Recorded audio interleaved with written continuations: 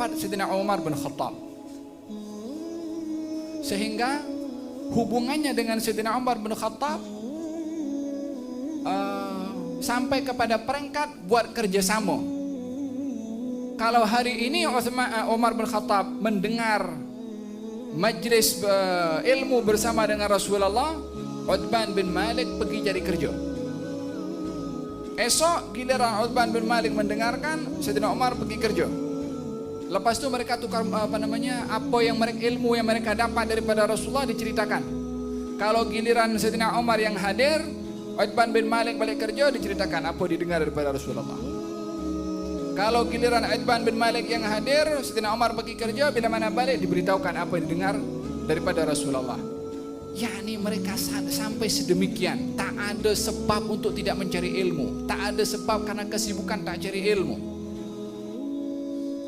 sampai tukar shift untuk bekerja dan akan dikongsi sama ilmunya dan manfaat rezeki yang didapat, demi untuk tidak mahu terlepas peluang mendapatkan ilmu daripada Nabi Muhammad SAW. Sehingga satu hari ketika tiba giliran Uthman bin Malik hadir majelis ilmu bersama dengan Rasulullah, Sayyidina Umar pergi kerja. Maka Uthman bin Malik waktu itu datang ke rumah Sayyidina Umar dan ketuk pintu dengan kuat. Kata Sayyidina Umar bin Khattab membuka pintu dalam keadaan terkejut dengan ketukan yang begitu dahsyat. Kata Uthman bin Malik mengatakan, satu perkara besar sudah terjadi kepada Rasulullah. Rasulullah bermasalah dengan ahli keluarganya, yakni ada masalah dengan rumah tangganya. Maka Sayyidina Umar bin Khattab bertanya, adakah Rasulullah ceraikan istrinya? Kata Uthman bin Malik mengatakan, saya tak tahu. Sayyidina Umar terus keluar daripada rumahnya, pergi ke rumah Hafsah putrinya.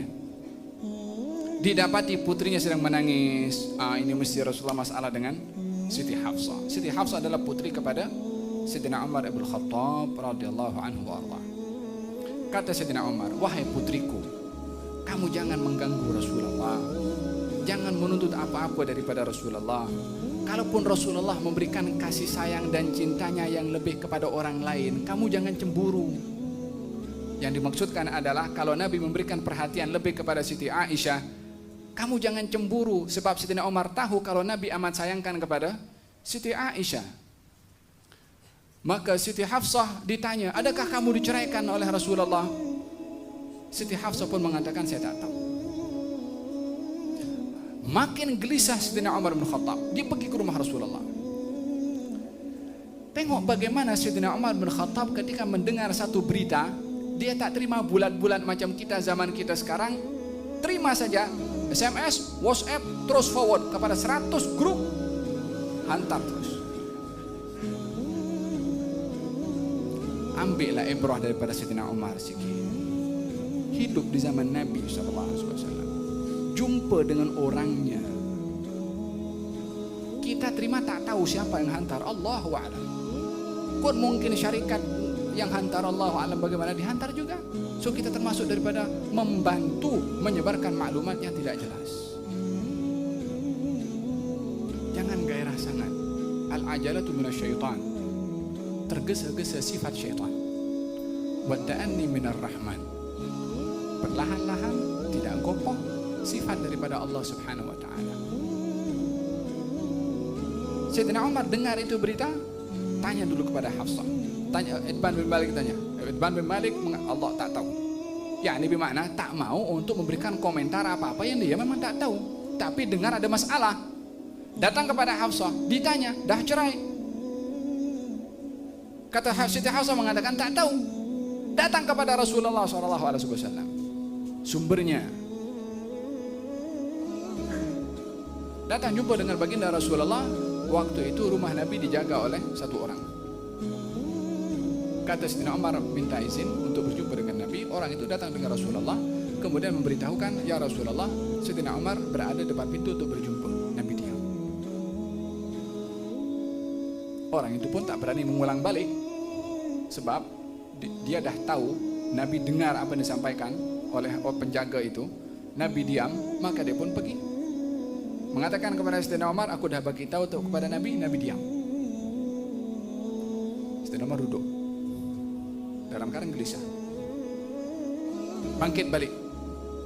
Bagi tahu sekali lagi, tidak putus asa untuk mendapatkan sumber informasi. Bukan fudul, bukan nak campur tangan dalam benda yang dia tak terlibat. Tidak, nak memastikan berita supaya tidak ada perkara yang diekspos di tengah-tengah masyarakat tanpa ada kebenarannya. Nak memastikan berita itu benar atau tidak. Dan tengok nanti apa kata Sayyidina Umar setelah mendengarkan berita itu. Duduk. Kali yang kedua datang kepada pengawal penjaga rumah Nabi, bagi tahu Umar bin Khattab nak jumpa. Orang itu pun balik, bagi tahu kepada Rasulullah. Umar bin Khattab depan pintu. Nabi diam. Keluar balik orang itu bagi tahu. Aku dah bagi tahu, Nabi diam. Makin gelisah Sayyidina Umar. Duduk sekejap, lepas itu bangkit balik. Bagi tahu Umar bin Khattab nak jumpa. 3 kali orang itu bagi tahu kepada Nabi, Nabi diam. Orang itu pun bagi tahu kepada Sayyidina Umar, aku dah bagi tahu kepada Nabi, Nabi diam. Maka Sayyidina Umar pergi. Ketika Sayyidina Umar pergi, pembantu itu dipanggil oleh Rasulullah, suruh panggil Sayyidina Umar. Dan didapati Nabi berbaring di sebuah halaman rumahnya.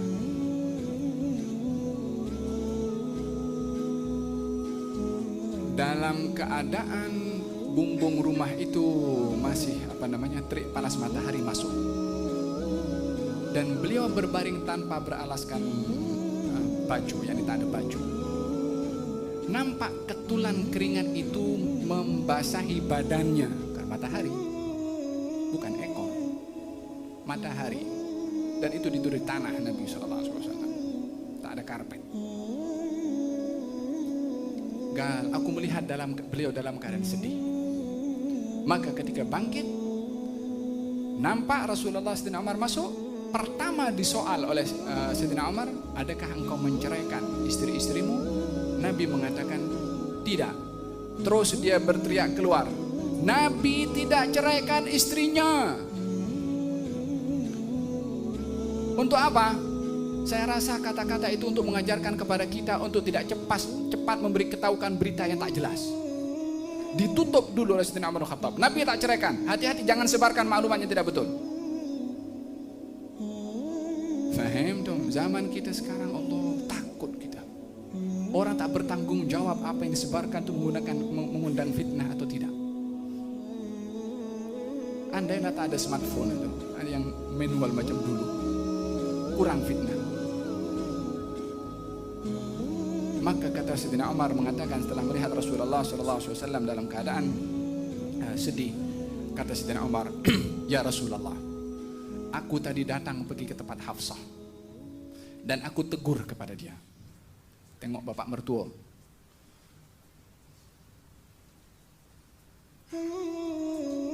Menegur kepada Hafsah. Aku bilang, aku bagi tahu kepada dia, jangan menuntut apa-apa daripada Rasulullah. Kalau Rasulullah memberikan kasih sayang yang lebih kepada orang lain, yang dimaksudkan Siti Aisyah, kamu jangan cemburu. Maka Nabi tersenyum. Sayyidina Umar seronok tengok Nabi tersenyum, dan ini adalah bahagian yang diinginkan oleh Sayyidina Umar untuk menghibur kepada Rasulullah SAW.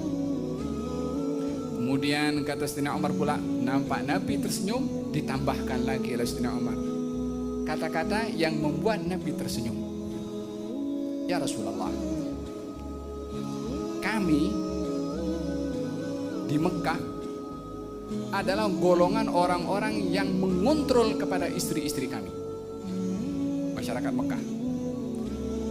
Tapi ketika kami berhijrah, kami dapati kaum yang dikontrol oleh perempuan, yakni laki-laki di Madinah banyak dikawal oleh perempuan. Maka perempuan-perempuan kami di Mekah yang berhijrah bersama kami ke Madinah belajar dengan orang perempuan Ansar yang mengontrol kepada suaminya, sehingga perempuan-perempuan Mekah ini dah mula berani lawan kepada kepada suaminya. Maka Nabi semakin tersenyum. Bukan nak hiburan disampaikan oleh Sayyidina Umar. Yang ketiga, Sayyidina Umar mengatakan, ya Rasulullah, engkau tidur, yakni Nabi kalau waktu itu tidur tanpa beralas dan nampak ketulan keringat Nabi SAW, Kisra dan Kaisar tidur di tempat-tempat yang sedap dan selesa, engkau adalah Rasulullah, tidur di tempat ini engkau lebih layak untuk mendapatkan yang lebih nikmat berbandingkan mereka. Berubah Nabi. Yang tadi oke masih, tapi dalam masalah prinsip mengukur sesuatu dengan keduniaan, di sini Nabi menegur, ya Umar, adakah dalam hal ini masih akan dipertikaikan juga masalah keduniaan, mencari keselesaan dalam hal keduniaan? Tidakkah kamu mahu untuk mereka raja-raja itu di dunia adalah untuk mereka mendapatkan di dunia, tapi bagi kami nanti di akhirat? Diingatkan oleh Nabi tentang bagaimana kenikmatan sebenar di negeri al-akhirat. Sedang bermasalah, tapi tidak menutup pintu untuk menyampaikan kebenaran dalam keadaan apapun juga.